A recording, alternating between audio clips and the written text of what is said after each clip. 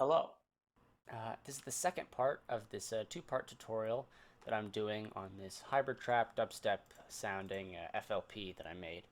So if you haven't checked out the first part, then there'll be a little link right up here where you can go check that out. But I'm just going to go ahead and jump right in and play what I have for you.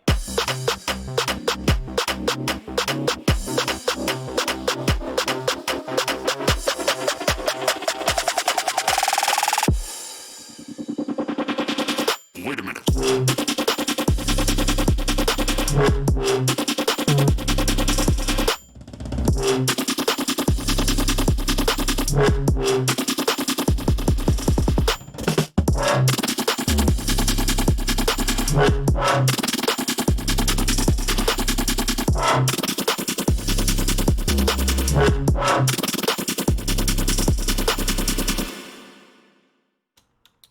Awesome. So the first half I covered these first 8 bars here, which is split up into this 6-bar build and this 2-bar break.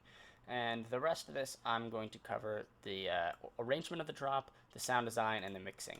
So let's get started. The drums here are the same drums in the build up. So it's a kick, 2 snares, and this little triangle, which combines for a snare with a little metallic hit, just because I thought it sounded nice. And then I have some hi-hats here, just a basic pattern.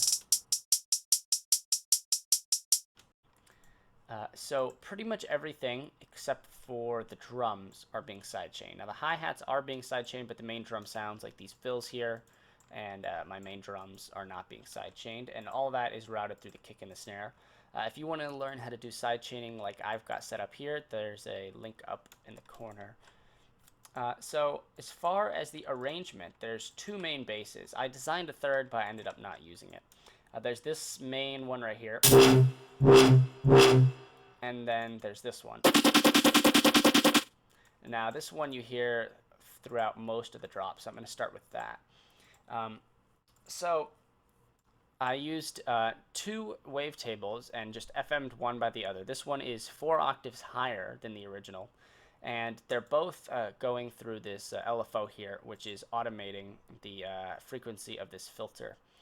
There's another LFO at 16ths, which is automating both of the volumes. So that's what gives it the choppy, sort of fast LFO sound there. There's some chorus with the high pass on instead of the low pass. In case you didn't know, you can toggle between those. Then some tube distortion, compression, and a little bit of EQing. Pretty basic. And now these macros here control different aspects of the sound. So this first macro here just adjusts a couple of parameters. It adjusts the bend, the FM, and then both of the wavetable positions just by a little bit. So this will just change the tone of the bass a little bit. So from when you hear the beginning sound, sounds different from this one. Just the tone is a little bit different. The second macro right here is just the speed, so it gets twice as fast. And I do that for these little fill sounds here.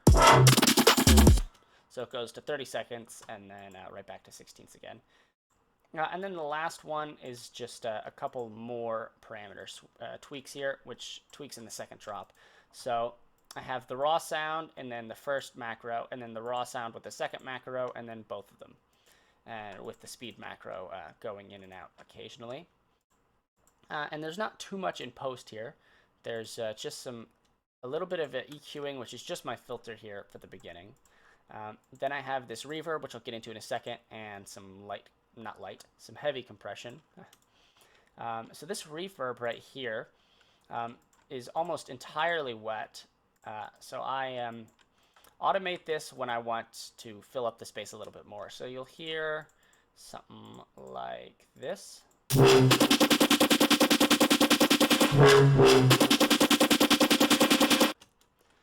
Yeah, so I just have that to add a little bit more tone in there. That's pretty much it for that bass. This one right here looks a little bit more complicated, but it's not. You can ignore this serum right here. I was originally going to do a separate sub built in, but I ended up going with the 808, so it doesn't really matter. So I'm going to just talk about the Serum Patch first. It says it's a preset up there, but it's just a preset that I have saved, that I made.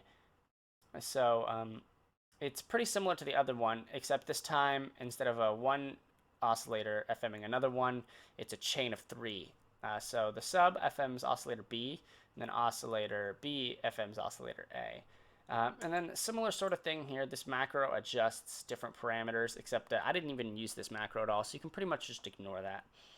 Then I have a quarter note LFO, which scans through the wavetable like that. Another LFO right here is the wet reverb, so the reverb turns on for a second in the middle of the bass hit. And then this last LFO here is the mix of the filter. So I have a comb filter right there, which gives it a little bit more of the sound. Similar processing to the other bass, except this time it's a low pass on the chorus, then compression, and then the distortion. I'm using asymmetrical distortion instead of tube distortion. And then a little bit of reverb. Now more of this bass is in the post effect. So if I unlink this right here and then link it directly to the end,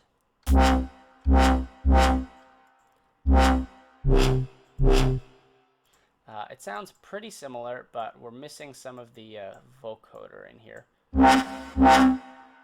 So I have a vocoder right here. I've adjusted the band gain multiplier, so it's a bit of a high pass, as well as the where is it? The pitch shift. Oh, I guess I haven't. Huh. So it's mostly a default Vocodex preset.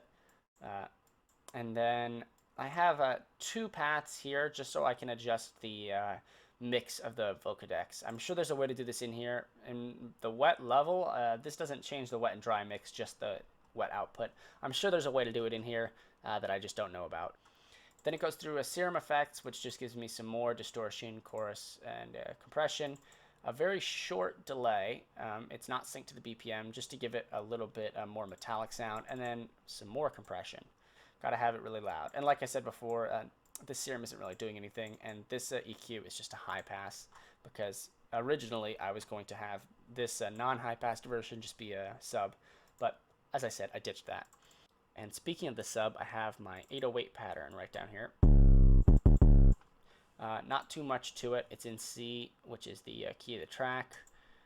Some distortion on it, and then I boosted arguably too much in the 250, 300 hertz range, around there.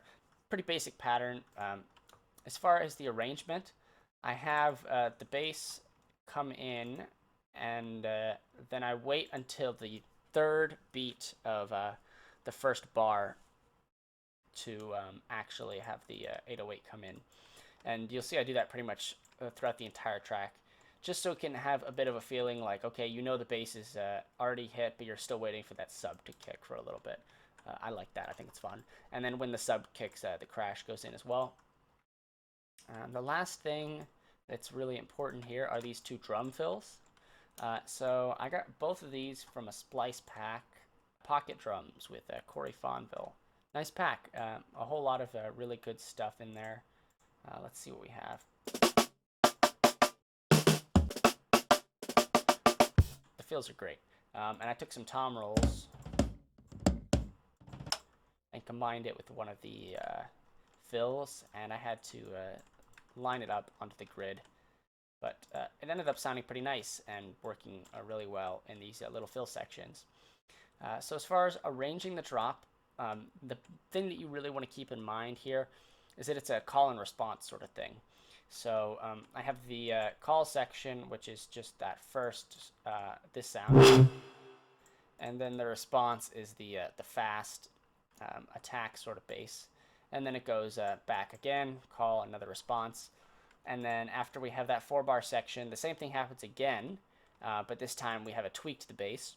And then the same thing happens again, but another tweak, this time 2 tweaks actually, the speed in the second half, and then another adjustment with the second macro down there. And then again, so it's kind of like an A, B, A, C sort of thing, except this whole section is slightly different from the beginning. But it's pretty much the same throughout the whole thing. I just want to keep it a little bit interesting, so that way you can get the thematic consistency of the drop without it feeling totally random. And I also don't want it to just feel like it's the same thing over and over and over again. And then as far as mixing, that's pretty much all I've done, with the exception of the side chain, rather. Compressed my kick drum a little bit, make sure it's in make sure it's in mono in the low end. Adjusted the EQ, raised my snare drum up a little bit in the mix, but it's pretty simple, not too much here. It's a pretty bare bones drop. So I hope that was helpful. If you enjoyed this, please leave a like and subscribe. Let me know what I should do next time. If you're looking to support me for free, you can listen to my album Completely Implicit in the description. It's out on Spotify, iTunes, Apple Music, Deezer, a whole bunch of different places. SoundCloud too, if that's your thing. So I'd really appreciate it if you could give me some feedback, because I like knowing what people think of my music. Unless you don't like it, then I don't care. So thanks for watching, and have a nice day.